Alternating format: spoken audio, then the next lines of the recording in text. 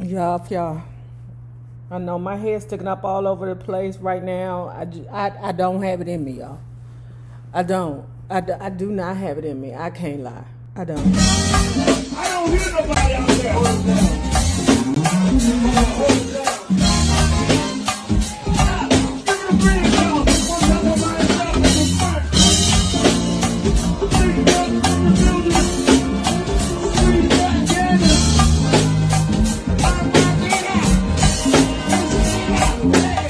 Off stage, however, Gums had a chance to witness another side of Phyllis.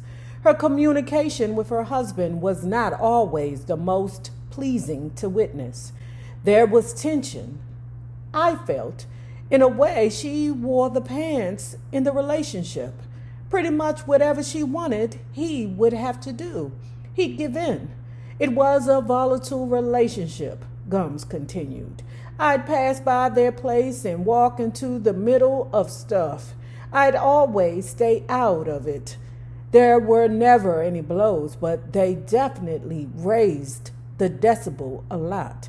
The decibel level was pretty intense. By now, Phyllis was the talk of the town and making the society pages with great regularity. Phyllis and the Anaje-led band played at McHale's for a few months until the release of Connor's You Are My Starship album. Connors asked Phyllis to join him on his summer tour. Trying to duplicate the success of Valentine Love, Norman chose We Both Need Each Other as the album's first single, a song that ironically, while it was featured on his album, he had not even played on. Adding to the irony was the fact that Michael Henderson was not initially on the tour, leaving Norman to actually sing the song with Phyllis. The song peaked at number 23, R&B. Number 101, pop. Phyllis, of course, also sang Betcha, a song that many felt should have been the album's first single, but was actually still 6 months shy of being released. So I'm going to say this about Betcha. Of course, the Stylistics did a beautiful version of Betcha. It's just something about how Phyllis, it's like there's a spark of magic in your eyes. Y'all know I can't sing. Candyland appears each time you smile. It's funny how I'll sing the Phyllis Hyman's version automatically before I'll sing the Stylistics version. It's just something about the way that she did it. It was so floaty and airy, and like the book says, lush. Fairy tales come true, but they come true when I'm near you. You're a genie in the skies. No wonder and surprise, 'cause betcha by golly, wow.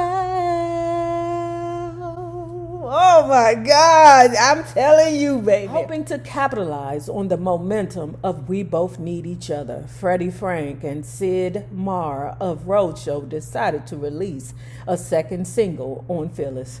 Baby, I'm Gonna Love You came out just as the Norman Connors produced track was climbing the charts. Remember when Berry Gordy pulled that same bullshit?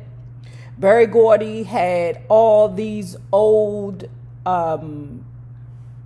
songs that didn't make the cut. I can't remember whether it was from the Jackson 5 or Michael Jackson. I'm not sure. But he was trying to capitalize off of Michael Jackson. It was Michael Jackson. That's what it was. Because Michael Jackson did a couple of solo albums, which in reality, it wasn't Michael Jackson. It was the Jackson 5. It just had Michael Jackson on the album cover. Because the rest of the brothers was like, who the hell you think was there singing the backup? Okay, but it was a Jackson 5 album with Michael Jackson on the cover. And what Berry Gordy did when the Jacksons moved on to the next level and was achieving success over there, Berry Gordy released some of the old music that he had in the closet, and it went bad. Berry Gordy, it was a reason why you put it in the closet and didn't let it go. That album went bad. That was like Michael Jackson's only bad album. And it was because Berry Gordy was sitting over there, them damn Jacksons, Michael the Jackson over there getting success over there. I should release his old music. Remind the people that he ain't all that. Released directly on Frank and Moore's own Desert Moon label, Baby spent a mere 6 weeks on the charts and peaked at number 76, R&B. After We Both, Norman chose the album title cut, another song written by and featuring the lead vocals of Michael Henderson, to be the album's second single. Phyllis received good marks for her part on the tour and a healthy share of notices. Still, it wasn't the same as doing her own show. And during an August stopover in San Francisco, she spoke about fronting her own band. It's an interesting and challenging position for a woman. I like running the show, but I'm not just a singer. I am involved in all facets of the business, singing, recording, and promotions. Just singing isn't enough for me. For the moment, though, she was a guest artist on the Connors tour, and she gave him generous praise in any press coverage she received. It's great working with Norman. I feel very fortunate that he put me on the album. It gave me a major recording on the market. I've learned a lot from working with him. He's patient and very quiet too. Not too quiet. It was while on this tour that Norman began speaking to Phyllis and Larry about signing to a label he called his creative home. Buddha Records began as an offspring of Kama Sutra Records in 1967. Artcast, who would usher in an era of greater sophistication for the label in 1973, when he signed R&B superstar group Gladys Knight and the Pips. Knight and Company came to the label bitter over being relegated to Motown's, overshadowed by acts like The Temptations, Marvin Gaye, and the burgeoning solo career of Diana Ross. See, them people don't like that. Them artists don't like that bullshit. And eventually, Phyllis felt that same energy. Gladys Knight is doing very well with this label because she has some creativity that she's allowed to express in her label. Stands back and says, hey, do you? This label believes in the artist having full creative control.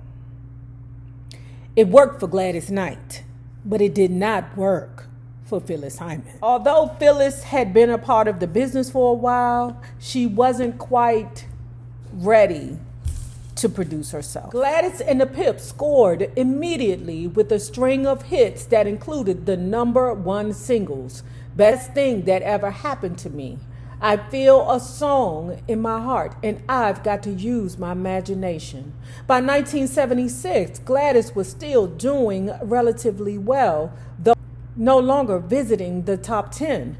And the label was seeing very little action from the other artists on the roster. Cast switched Norman Connors, who recorded for Buddha's jazz subsidiary, Cobblestone Records, over to Buddha Direct. Connors then became the in-house musical director for Buddha and also acted as a sort of talent scout. We decided to go with Buddha because we liked what we saw in terms of the promotion the company was doing with Norman, Phyllis explained. So they bought my contract from Desert Moon, and when we came off the road, we started working on the album. Though Phyllis may not have realized it, Buddha was already a sinking ship by the time she came aboard in 1977. That year would mark the last time Gladys Knight would make it to the R&B top 10 while on the label, and it was a sign of things to come. Outside of Norman and his recruits, Melba Moore was about the only other thing making any R&B noise on the label. But after 2 years on Buddha, she'd only managed to crack the lower half of the R&B top 20 twice. In short, Buddha was releasing more greatest hits packages than new music. Phyllis began to work on her debut album in September, recording 4 songs co-produced by Larry and Sandy Toronado at Record Plant in New York City. The album took 6 months to record and cost about $60,000, or 6 times its original budget. This control, whether she was experienced enough to handle it or not, was likely a leading factor in Phyllis's choosing to sign with Buddha. Several other labels had expressed interest, including Warner Brothers and Atlantic, in signing her. Acting as her manager, though, Larry obviously found the Buddha deal the most attractive, as it afforded him the opportunity to write and produce a portion of Phyllis's album. Phyllis may have seen this as a good thing, but neither Larry nor of the additional 2 up-and-coming producers Buddha brought on board had enough name recognition to add any real prestige to the project. And Buddha certainly was without the resources to launch a proper marketing campaign. Buzz about Phyllis intensified as she returned to McHale's for a special holiday engagement. New York City was her oyster, said Barbara Shelley, a publicist Phyllis befriended shortly after signing with Buddha. Everyone wanted to meet her because she was tall and gorgeous and talented. Buddha finally released Betcha by Golly Wow as a single on January 15, 1977, the 3rd single from You Are My Starship album. Buddha finally released Betcha by Golly Wow as a single on January 15, 1977, the 3rd single from the You Are My Starship album.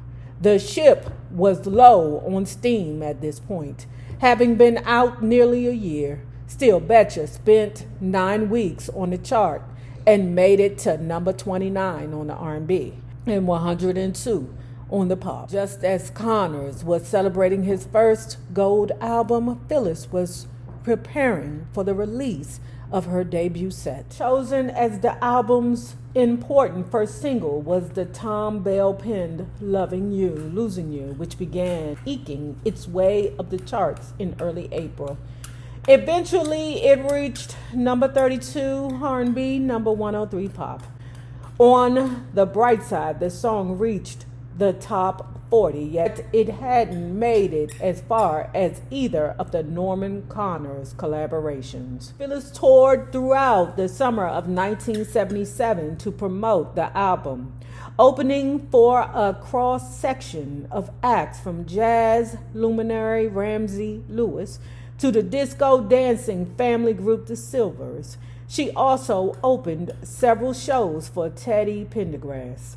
On average, Phyllis earned between $1,250 and $2,000 for these shows. Barbara Shelley expertly handled the press for Phyllis and waged a massive media campaign.